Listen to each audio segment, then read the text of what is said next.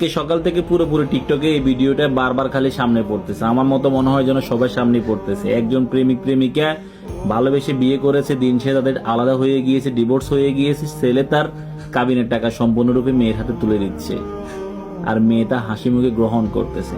হয় এই ভালোবাসা।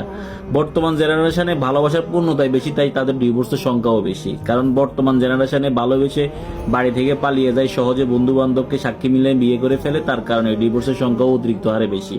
আর আগেরকার জেনারেশনে ভালোবেসে বিয়ে করতে পারতো না। বিয়ে করার জন্য তো কত যে কষ্ট করা লাগতো, হাজারের ভিতর 2-4-5 জন পূর্ণতা পাইতো, কিন্তু তারা এখনো ঠিকই আছে। আর বর্তমান জেনারেশনে ভালোবাসার পূর্ণতা পায় বেশি, তাদের ডিভোর্সের সংখ্যাও বেশি। তবে ভিডিওটা দেখে সত্যি খারাপ লেগেছে। টাকাগুলো কিভাবে সে হাসি খুশি ভাবে গ্রহণ করতেছে।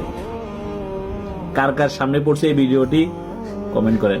দেখতে চাই যে আজকে এই ভিডিওটি কার কার সামনে পড়েছে।